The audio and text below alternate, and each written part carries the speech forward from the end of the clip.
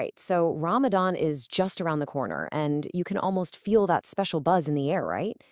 But how do we make sure it's more than just the routine of fasting? How do we actually turn it into a time of real, meaningful change? Today, we're going to walk through a guide that helps us prepare not just our daily schedules, but our hearts and souls for this incredible month. So that's the big question, isn't it? How do we truly welcome Ramadan? The guide we're looking at gives a fantastic answer. It kind of shifts our whole perspective from just what we do to how we get our entire being, mind, body, and soul ready for this special time. So here's how we're going to break it down. We'll start with the why, the whole point of Ramadan. Then we'll dive into preparing our hearts, and then our actions. After that, we'll get some inspiration from history before we wrap it all up by looking at what a truly blessed welcome really looks like. Okay, let's start at the very beginning. Before we even think about the how-to of preparing, we've got to be super clear on the why. What's the end game here? What are we really trying to achieve this month? And here it is. This is the core idea. Ramadan isn't just another month that rolls around on the calendar, it's a great season. I love that framing. Think of it like a dedicated spiritual retreat, a time specifically set aside for purifying your soul and hitting the refresh button on your faith. This whole idea of it being a season of renewal, that's the foundation for everything else we're going to talk about.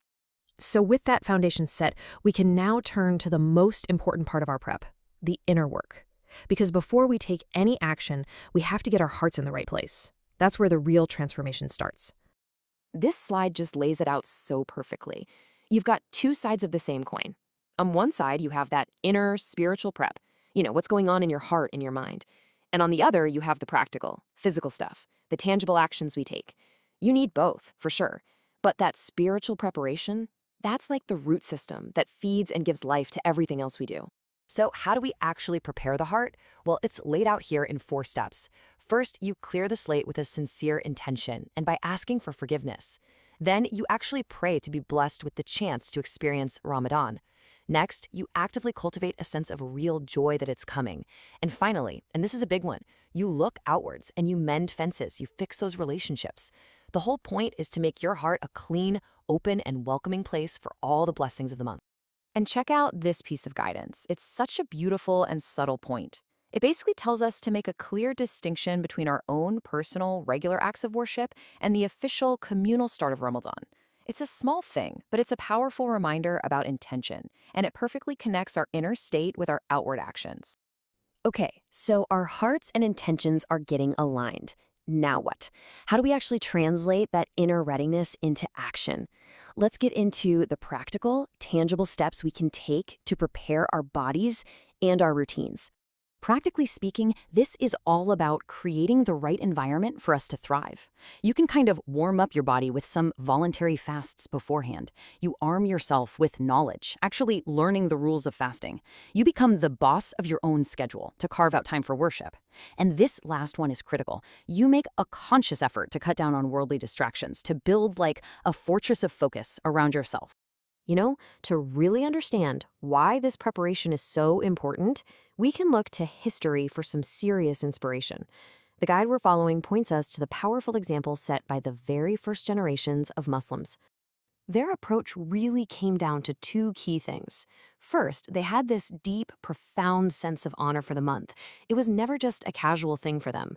And second, they dedicated themselves to the Quran with this incredible focus. Looking back at their example isn't about just copying what they did.